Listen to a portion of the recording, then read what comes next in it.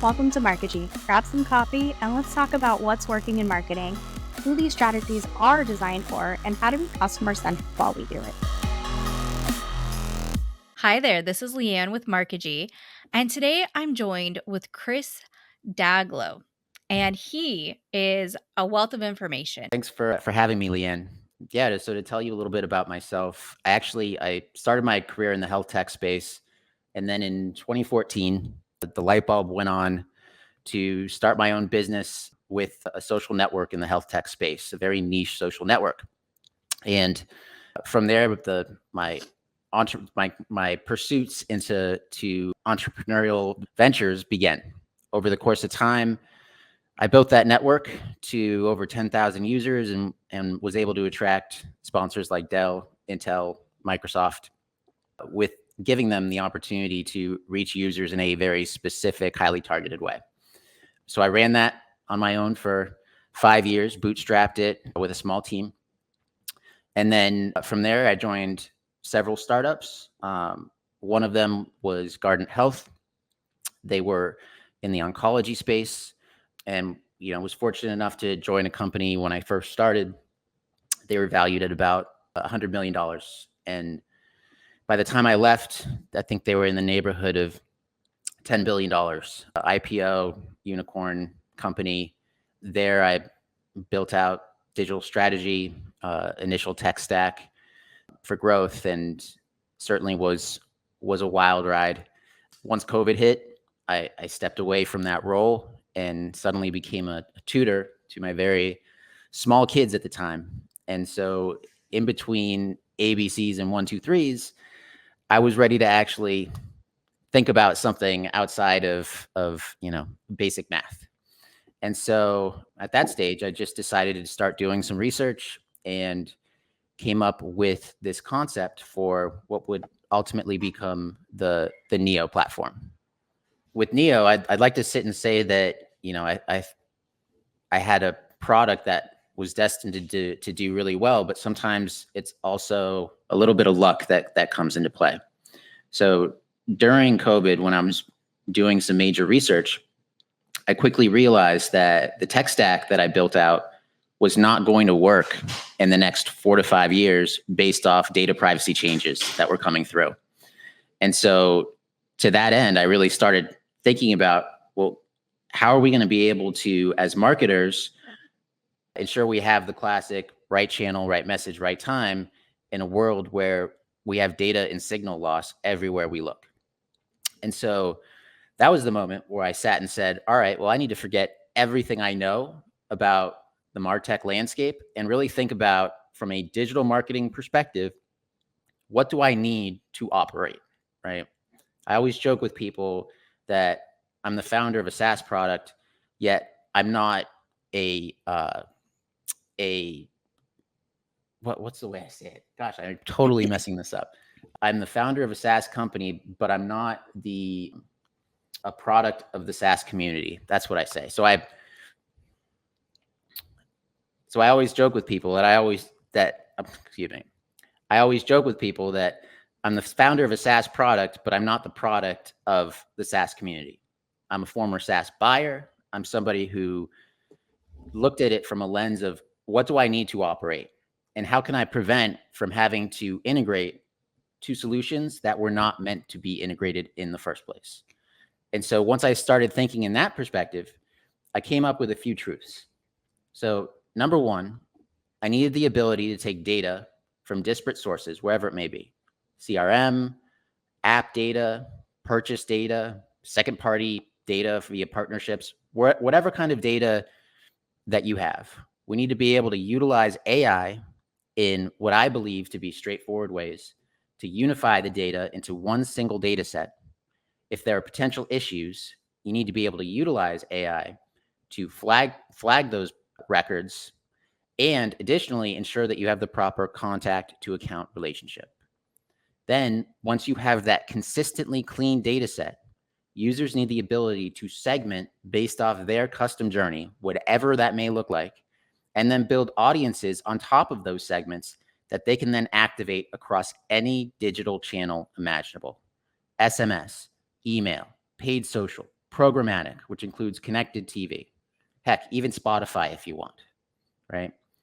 But the idea here is when you have a consistently clean data set that is connected to every digital channel, what happens? Well, you end up with a level of analytics that you can't get without a solution like this, because we know the when, right? So for any given business, let's say you're a B2B business for the sake of discussion. For any given business, we can sit and say, all right, for the 4,082 people who have demoed your product but have never actually purchased a contract before, we can tell you not only what messaging is resonating, that's offering lift, right, and conversion, but we can also look at what I believe to be meaningful metrics, frequency and reach, right? How many people within that stage did we reach, right? And then how frequently did we reach them? And we can do that across every single digital channel so that we can tell the story of where digital is headed, which is this concept of access, right? We're living in a world where something that was taken for granted before, years prior, it's not so simple anymore. And I think every one of your listeners can probably relate to this precise topic. And so this is just a fascinating new approach when we look at data activation and controlling audience, message, and even the analytics behind what's working and what isn't at each stage of the funnel.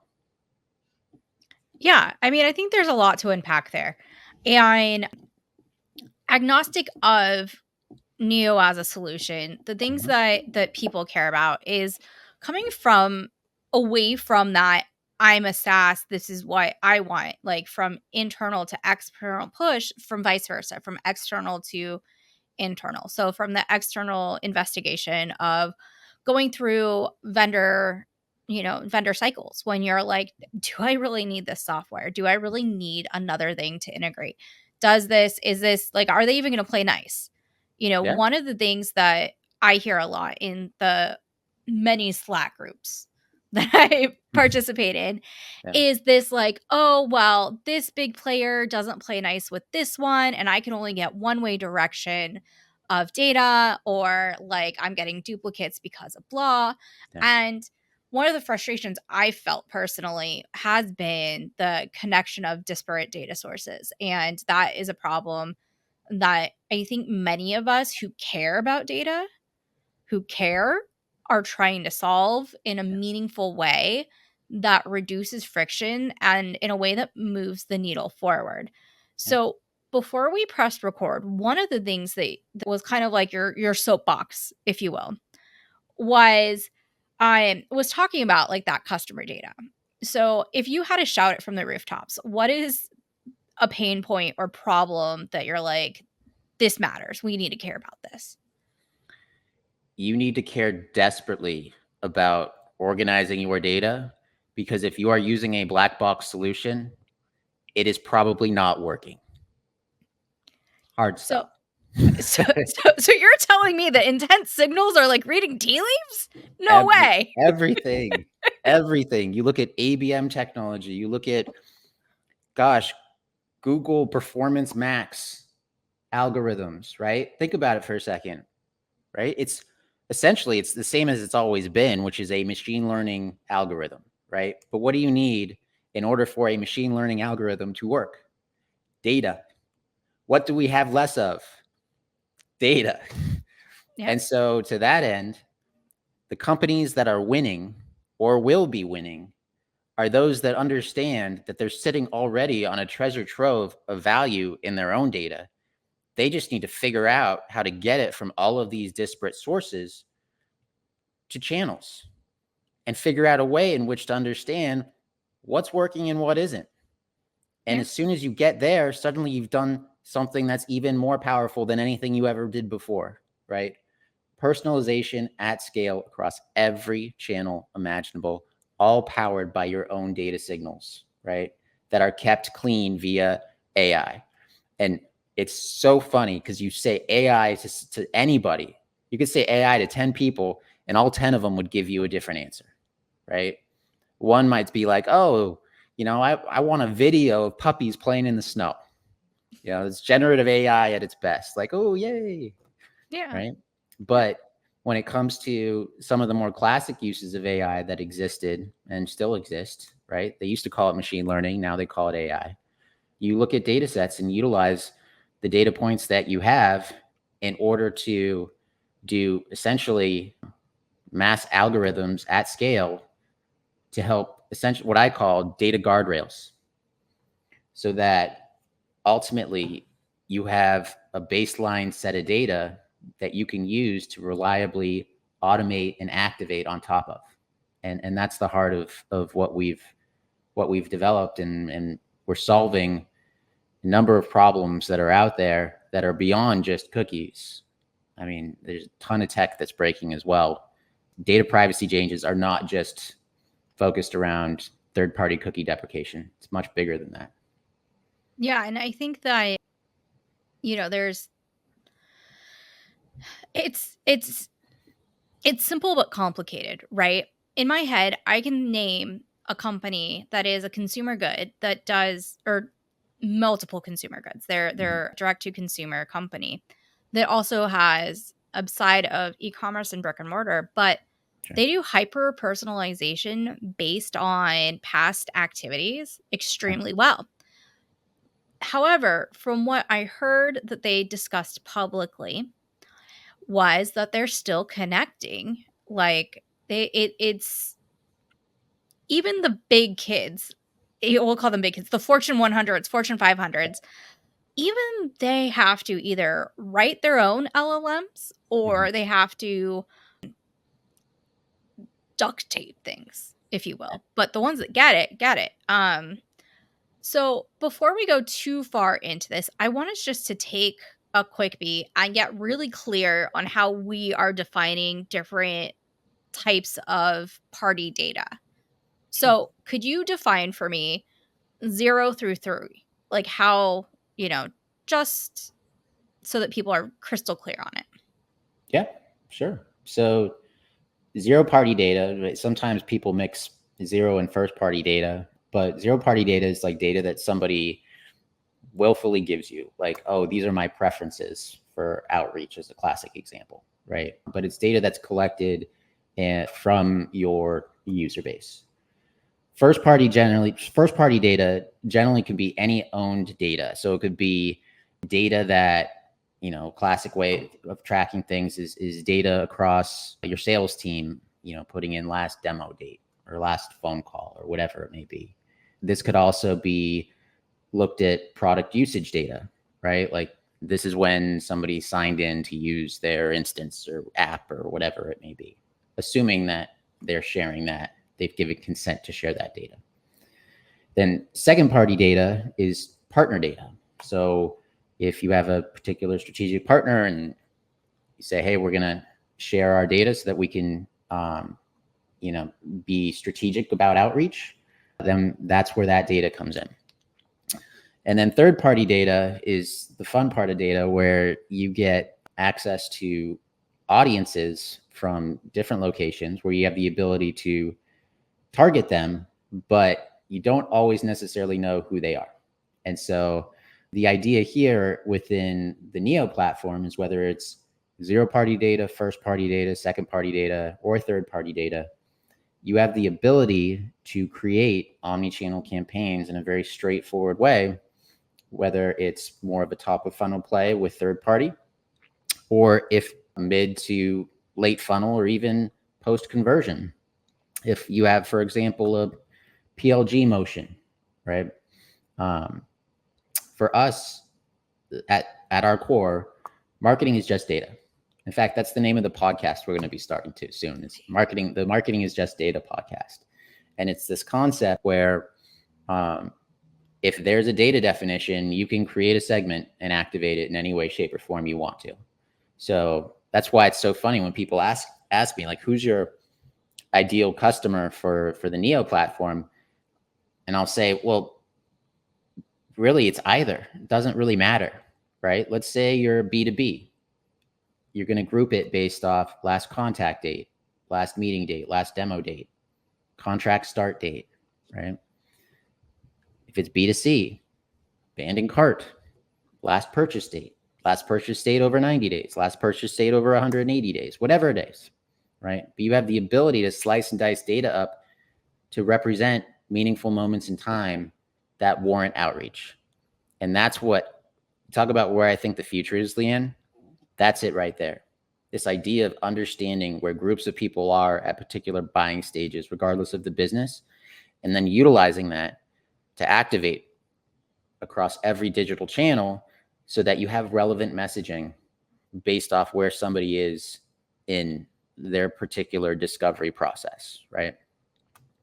And this is where I start to geek out over this stuff because I find it absolutely fascinating that we can do this, but we can also do this in a completely data privacy compliant way, which is also equally important. Yeah, absolutely. And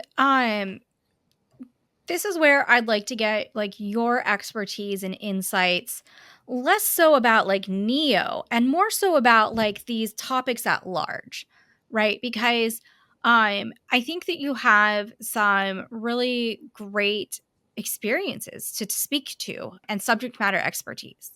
And I want to make sure that we have time and that we capture that aspect of it. Yeah, So thinking about like the different types of data and the different ways you can use it and that people need to care, full stop, right? That was our statement. That's our mission, right? Yep. Let's think about what that looks like, or if there's like, is this a matter of statistical significance? Is this a matter of using it in a way so you don't look like creepy big brother? Like how do people get this wrong? So the best way to answer your question is probably to put it in context based over time, right? Mhm. So as an example, let's say 5 years ago, I used to do the classic play. You spend a lot of money on expensive Google search engine marketing terms, right? You get somebody who's proactively looking up, researching a topic. You get them to come to your website, and then you retarget them across the digital landscape, right? Everywhere. You know, they go on Facebook. It was Facebook at the time, so I could say that. They go on Facebook or Twitter, which was also Twitter at the time. But wherever they may go, right? You could follow them around the internet via retargeting. You wouldn't know who they are, but you knew that you had access to reach those people at a very key moment in time where they were proactively researching something, right? So now, if you were to do the same thing, what would happen is, sure, you could build a retargeting campaign on Google Performance Max, but you're not getting retargeting from anywhere else. Facebook's not going to know that person, right? Or Meta, X won't know that person. You can't retarget via programmatic. All of those signals are blocked, right? And so now when you run that SEM campaign, the only retargeting that is happening is within, shocker, the Google Ads network, right? Google make a couple bucks off that. And so to that end, when we talk about the importance of data activation, it's this idea that you're moving away from a system where you have less access to target people over time, in particular at meaningful moments in time. And instead, you move towards a system where you control all of the meaningful data signals that matter to you. You group audiences the way that you deem valuable. And then you send them wherever you want with the collateral that you want based off where they're at. And now what's happening is that instead of relying on the black box Google algorithm or the Meta algorithm, or pick your algorithm that's out there, instead you're saying, guys, just go back to being channels, right? Just deliver my message. I'll give you the audience. You match this, give them the appropriate message, and then tell me what's working and what isn't. Let the channels be channels again. That sounds like a slogan. I was like, this But sounds like it's getting political. Let the channels be channels. Let kids be kids. yeah. But like the faces that I'm making, because I have a very loud face, is thinking about things that are like PII, thinking about things like compliance, and as a marketer who's felt the urgency and importance, we'll call it, with my compliance partners, is making sure that we're protecting that private information, and that we're staying within regulations. Yeah. So would this play out differently for highly regulated industries versus like less regulated? How, like, I guess the compliance point in the approval process is kind of my train of thought. And then before I let you answer that, the second Yeah. part is supplementary data, where you integrate something like Claritas and, like that kind of additional enrichment. Those are two thoughts that I'd like to hear your 2 cents on. Yeah. No, great questions. And remember, you're talking to somebody who used to work in biotech, which was probably one of the most regulated areas out there, not only in reaching oncologists, but also handling sensitive patient data. So I certainly appreciate the importance of data privacy. Like, all of this stuff is happening for a reason.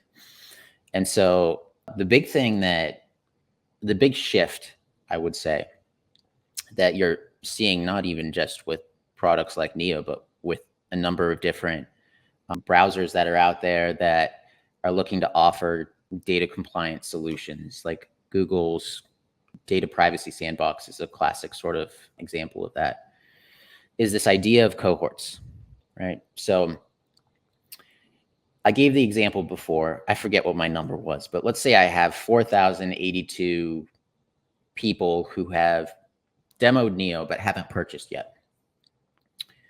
What I'll do is I'll take that group of people, I'll send it to Meta, I'll send it to X, I'll send it to Trade Desk for the sake of discussion. I will get different match rates based off all of their different identity logs that they have, right? I'm going to get a number back of how many matches I got, but I'm not going to know one-to-one who exactly matched, right? And so this is where I was going before, where the future of marketing and data privacy is through cohort analysis. I don't know one-to-one who necessarily clicked through my ad, but I do know that that group of people are at that particular stage of the funnel, right? Mm-hmm. I do know that I targeted them with these 6 different messages, right, based off where they're at, and these 3 or 4 are working best.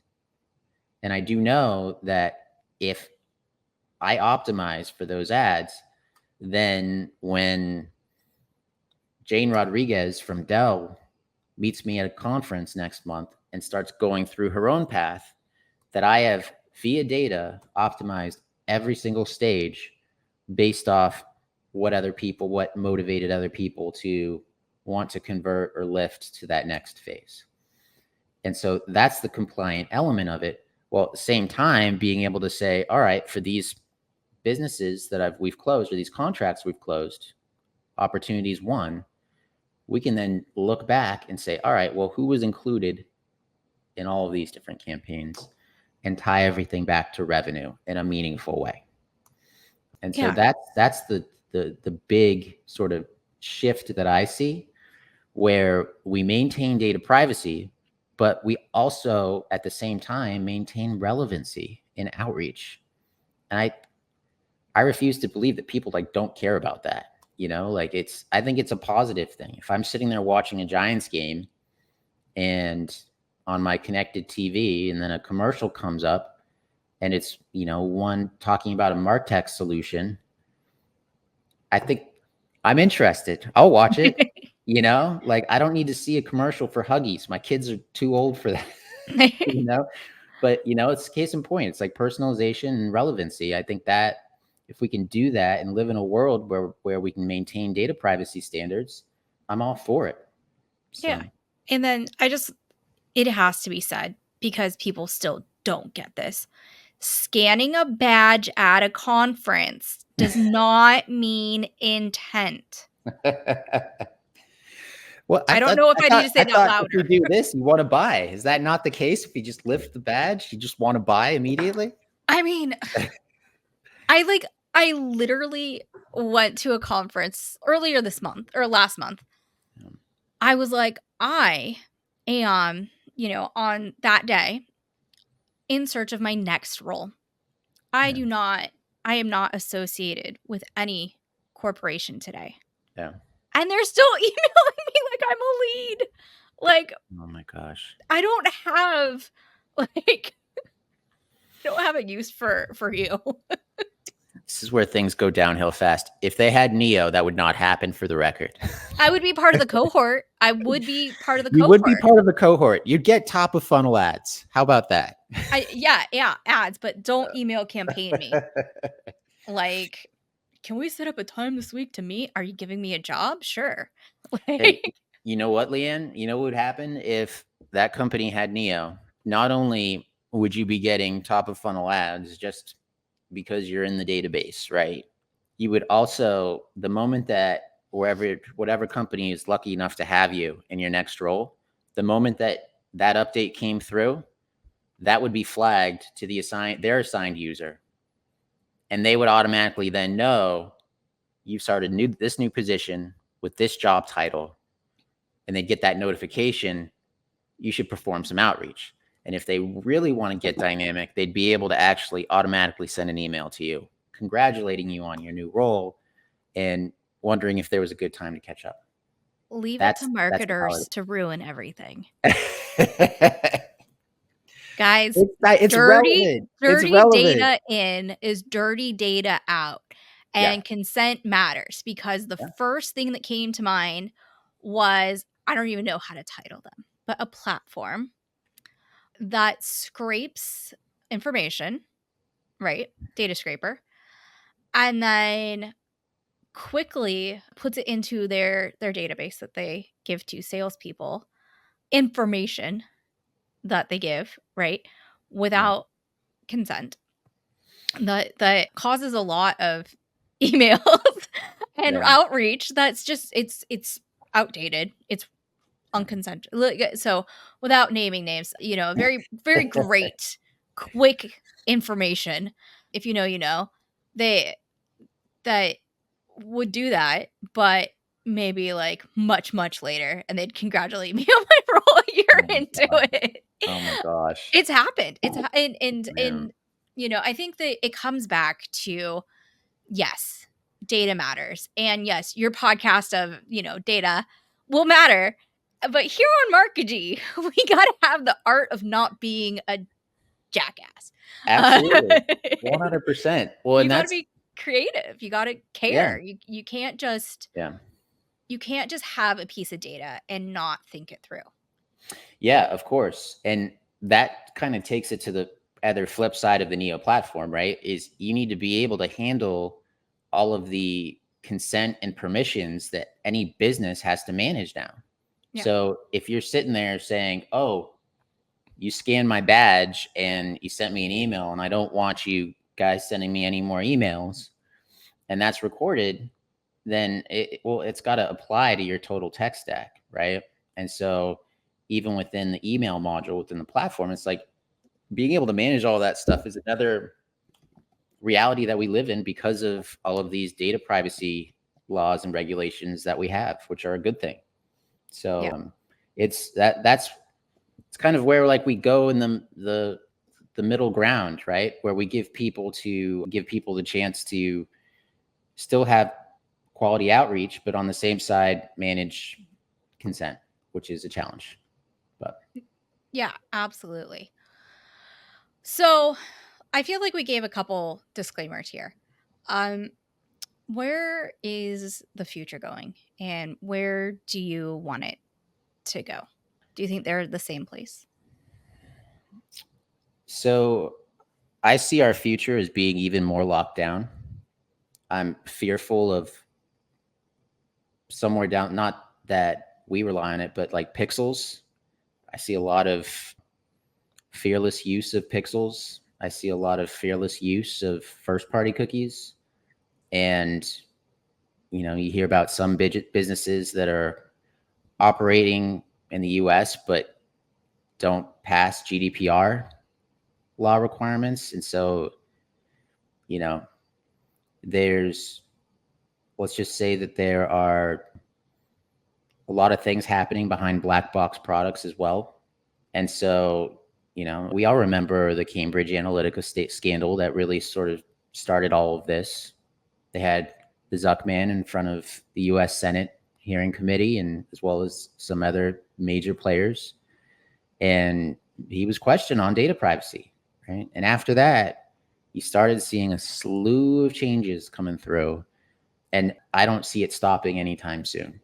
And so to that end, I would implore whoever's listening to keep your eyes wide open, take a look at your tech stack investments, ask what data they rely on, right? And think twice about whether you trust whatever black box solution you're using for advertising, for the rest of your tech stack, ABM, marketing automation, all of it. Does the data exist? Number one, do I have access to it? And is it accurate? And if you do an actual rundown, I think you might be a little frightened to think about the answers to those questions. And I think that brings up a good point. And I want to kind of say that having worked with some very risk averse people, and rightfully so, is that we kind of, our way to answer for it that I really felt good inside about was to kind of put up a wall and say, from this point on, if you opt in and we gave you a disclaimer and you said it was fine, it's fine. We put it on our privacy policy. We told you we were doing this. Yeah. We weren't lying about it. But only having a separation of collectors to some extent, where this wall does not attribute back and forth. And while I think that solutions that do that have a lot of value, I think that kind of segregating the super private information, like, so you wouldn't put someone's social security number into your CRM, right? Like, that's what I'm talking about, is that, like, yes, you want to know attribution of, like, saw this ad, got this sale. That would be great. That's ideal. But where the wall, the Great Wall should be, is that, like, super private data information, like bank account numbers, social security numbers, bank account balances, like physical addresses in some cases, keeping those, like, having a different encrypted customer ID back and forth. Or, like, for health, you would never know a patient in a study's name if you were the marketer. Right. Some walls matter and should exist. Absolutely. It's interesting to talk about this because there are two different sides that I look at it. One is the moral responsibility to ensure the security of someone's extremely private information, right? And then, you try to figure out, well, where's the line? Like, how do you determine, like, what falls on this side and what falls on this side? And interestingly enough, it kind of goes back to some of the marketing tactics that I sort of figured out early on, which is this concept of, if I were to include this data, right, for within an email, right? Let's just say I have variable data that I want to place into an email. Is this helpful for the end user experience? And if it's included, is it included in a way that is obviously secure, right? Classic example, the XXX-XX and then the last 4 of a social or something like that, but whatever it may be. But really limiting the data that you have access to based off of real world scenarios. Like, would somebody gain value from this if I were to include it in any given campaign? And when you start thinking of it that way, you really start to whittle down the amount of data that you're actually utilizing for outreach, measurement, whatever, and keeps you on the safe side of things. But I agree with you. It's data privacy is, interestingly enough, even though we have less access to data now than we did 5 years ago, I actually look at it as an opportunity to get even more dynamic and more safe and secure with the way in which we operate our campaigns. And that's why, everything we do is, there's nothing black box about what we do. You see everything within your data. People will go in this way and we go this way, because it's a requirement when you're in this space. And this is coming from somebody who, again, was a SaaS buyer, and I know what I needed, and I certainly could have used a solution similar to this. Yeah. And I really appreciate the insights and the high level subject matter expertise, right? Because different parts of business, right? And not all C-suite, and I think education might be part of this. Not all C-suite leaders are data fluent or understand how data has changed and how rapidly it's changing. And they may just not be armed with the technical knowledge. And I think that that's a place for education. So Absolutely. Yeah. Absolutely. I mean, they'll see it on their see the bill. bottom line metrics. They'll be like, what happened here? Why did we have 900 leads and none of them converted? Yeah. I've heard that before. Because they weren't leads. Well, and it all comes back to technology too, right? Yeah. And this is what I think the major shift is going to be, is like this understanding that just because the old methods still exist to do Google ads and do Meta ads and on down the list, doesn't mean that they're going to operate as efficiently and offer the deliverability and the access that they previously did. So it looks the same, but it's not. And that's the education that needs to happen. And it's going to be, buckle up. It's going to be a fun ride for the next year. And it's already, you're starting to see cracks all over the place in the Martech landscape. I feel like I grab a bag of popcorn like once a week and start reading all these new things that are dropping on what we thought were reliable tech solutions that perhaps weren't as reliable as we thought. Yeah. And I'm just going to give a quick response, and then I'm going to ask you another question that's Sure. moving directions. This is where you can see the people who are good at marketing and the people that just spent money on tools. It's a differentiator, right? Yeah. Because if you were just growing at all costs and you weren't actually good at marketing, it was just a numbers game, and it was just, beating people over the head with a stick to get to your product and brute forcing it. Like, yeah, for a long time, you really could get away with that. But you can't anymore. You have to be more customer centric. I don't think you should have been like that in the first place. But I've always questioned how effective it was. But I know that in the next year, however effective it was, it's not going to be the same per what you just said.